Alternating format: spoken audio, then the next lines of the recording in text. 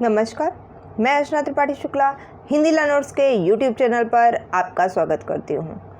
आज मैं आपको बताऊंगी कि तलाक क्या होता है और ये कैसे होता है, इसकी प्रक्रिया क्या है, इसके नियम क्या हैं तथा इसको आवेदन करने के लिए आपको किन किन डॉक्यूमेंट्स की आवश्यकता पड़ेगी। जैसा कि हम सभी जानते हैं कि आज के समय में पति और पत्नी के बीच में जो संबंध हैं वे उस तरह नहीं रह गए हैं जैसे कि पहले के समय में हुआ करते थे।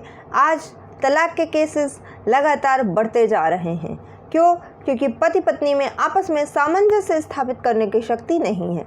तो आज मैं आपको उन्हीं तलाक पति पत्नी के बीच के संबंध विच्छेद की प्रक्रिया को, जिसको कि तलाक कहते हैं, आज मैं उसके बारे में आपको बताऊंगी। और ये तलाक कैसे होता है, इसके नए नियम क्या आए हैं और इसके लिए हम प्रक्रिया के लिए आवेदन कैसे कर सकते हैं, यह भी विस्तार से बताती हूँ। तो आइए जानते हैं कि तलाक कैसे होता है।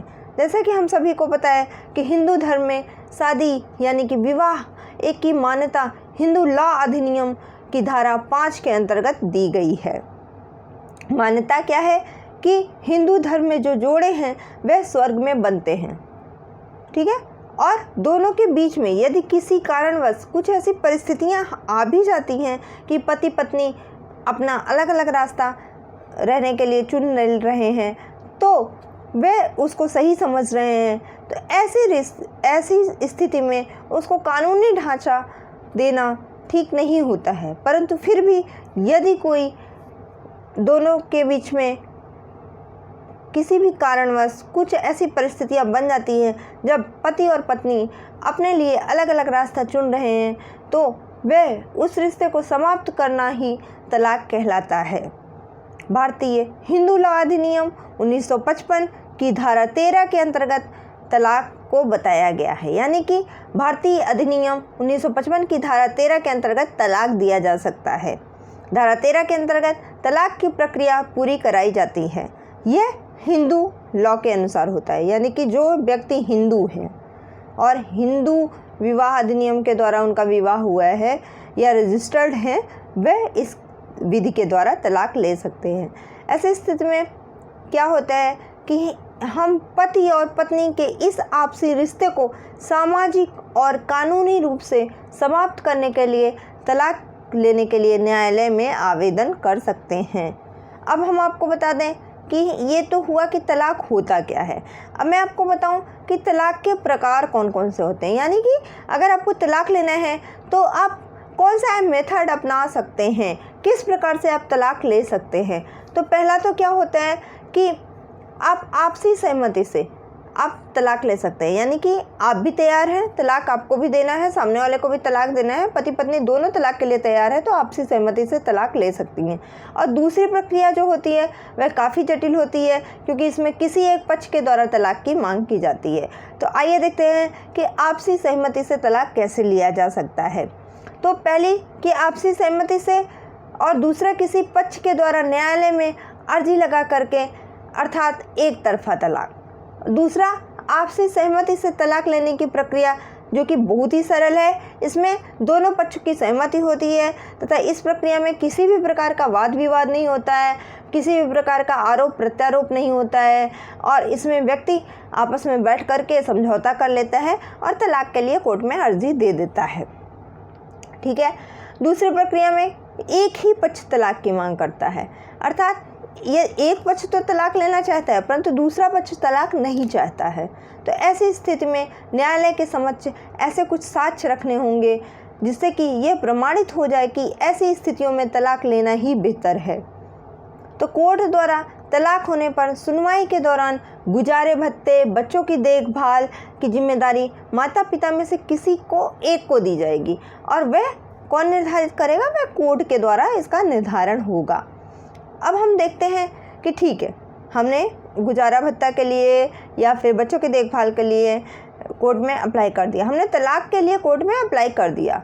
अब गुजारा भत्ता होता क्या है? ठीक है, कोर्ट ने कहा कि भाई ठीक है, आप तलाक लेना चाहते हो तो तलाक लेने से पहले वाइफ को एक मेंटेनेंस तो देना पड़ेगा, गुजारा भत्ता देना पड़ेगा।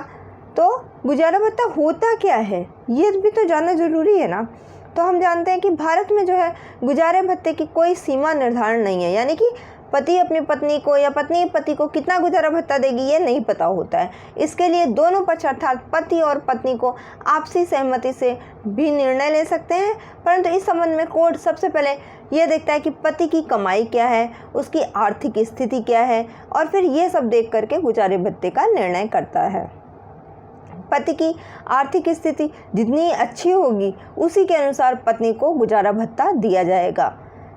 यदि कोई पत्नी है वह सरकारी कर्मचारी है या फिर किसी अच्छे जॉब में है, वह खुद पैसा कमा रही है, तो कोर्ट इस बात का ध्यान में रखते हुए गुजारे भत्ते की राशि देगी।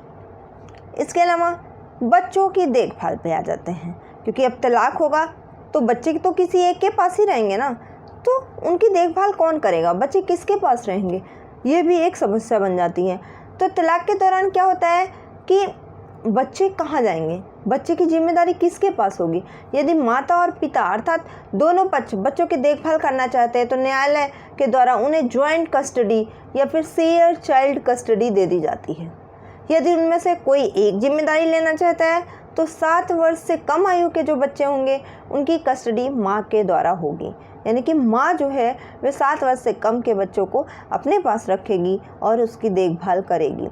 और यदि बच्चे की आयु 7 वर्ष से अधिक है तो इसकी कस्टडी पिता को भी दी जा सकती है। ऐसा नहीं है कि 7 वर्ष से ऊपर है तो पिता को ही दे दिया जाएगा, नहीं, वे पिता को भी दी जा सकती है। यदि जो है पिता इस बात से सहमत हो और ये कोर्ट में सिद्ध कर दे कि वह अपने बच्चे की देखभाल अच्छे से कर लेगा तो फिर वह पिता को दी जा सकती है। यदि कोर्ट द्वारा बच्चे की देखरेख की जिम्मेदारी माँ को दी जाती है तो ऐसे बच्चों को पिता के द्वारा ये साबित कर दिया जाता है कि माँ जो है वो बच्चों की देखरेख उचित ढंग से नहीं कर सकती है, तो ऐसी स्थिति में यह पिता को जिम्मेदारी भी सौंप दी जा सकती है। यानी कि बच्चे की पहली जिम्मेदारी माँ के पास ही होगी, परंतु यदि किसी कारणवश माँ बच्चे को नहीं रखना चाहती है तो वह पिता को दे दी जाएगी। और सेकंड पार्ट क्या है कि यदि पिता यह सिद्ध कर दे कि माँ बच्चे की अच्छे से देखरेख नहीं कर पाएगी तो भी कस्टडी पिता को दे दी जा सकती है। अब आइए देखते हैं कि ये तो हो गया कि तलाक की प्रक्रिया क्या होगी। अब तलाक लेने के लिए आवश्यक दस्तावेज क्या होंगे। आप तलाक लेने तो जा रहे हो पर आपको पता ही नहीं है कि किन डॉक्यूमेंट्स की आवश्यकता पड़ेगी तलाक लेने के लिए। तो सबसे पहले शादी का मैरिज सर्टिफिकेट, यानी कि शादी का प्रमाण पत्र आपके पास होना चाहिए, जिससे कि आपको ये तो सिद्ध हो कि हाँ सामने वाले व्यक्ति से आपकी शादी हुई है। दूसरा, शादी की फ़ोटो या फिर अन्य कोई प्रमाण पत्र। इसके अलावा पहचान प्रमाण पत्र या फिर अन्य कोई दस्तावेज जो कि आप संलग्न करना चाहते हैं उसको सिद्ध करने के लिए। अब आइए देखते हैं कि आपसी सहमति से तलाक के लिए आप आवेदन कैसे कर सकते हैं। तो जैसा कि मैंने पहले ही बताया कि ये प्रक्रिया बहुत ही सरल होती है। इसमें आपसी सहमति से दोनों पक्ष एक दूसरे के साथ नहीं रहना चाहते हैं तो वे तलाक के लिए अप्लाई कर सकते हैं। इसमें क्या होता है कि इसमें दोनों पक्ष सबसे पहले न्यायालय में जाएंगे, वहाँ पर एक याचिका दायर करेंगे जिसमें कि स्पष्ट रूप से ये लिखा होना चाहिए कि मैं आपसी सहमति से हम दोनों तलाक ले रहे हैं। और इसमें क्या होगा कि न्यायालय दोनों पक्षों का बयान दर्ज कराएगा। बयान दर्ज कराने के अलावा कुछ दस्तावेज पर हस्ताक्षर कराएगा और फिर आपको तलाक का निर्णय दे देगा। यह 6 महीने में समाप्त हो जाती है। यदि आपसी सहमति से कोई तलाक लेना चाहता है तो यह प्रक्रिया जो है वह 6 महीने में समाप्त हो जाती है। लेकिन अगर कोई एक तरफा तलाक लेना चाहता है तो एक तरफा तलाक का निर्णय कितने समय में मिलेगा इसका कोई भी सीमा निर्धारण नहीं होता है। इसके लिए आधार होना चाहिए कि आप तलाक क्यों ले रहे हैं, इसका एक आपके पास आधार होना चाहिए।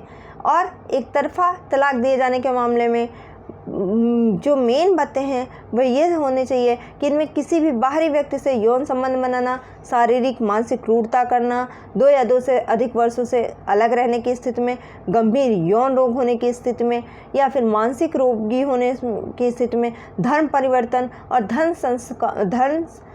धर्म संस्कारों को लेकर के यदि दोनों में तलाक है तो वह तलाक एक तरफा हो सकता है और वह आसानी से इन मुद्दों पर तलाक जो है एक तरफा तलाक आसानी से मिल सकता है। तो आज की वीडियो के लिए बस इतना ही। आगे की वीडियो के लिए आप प्लीज़ हमारी वीडियो को शेयर करें, लाइक करें, सब्सक्राइब करें तथा बेल आइकन दबाना ना भूलें, जिससे कि हमारी वीडियो आपको लगातार मिलती रहे। धन्यवाद।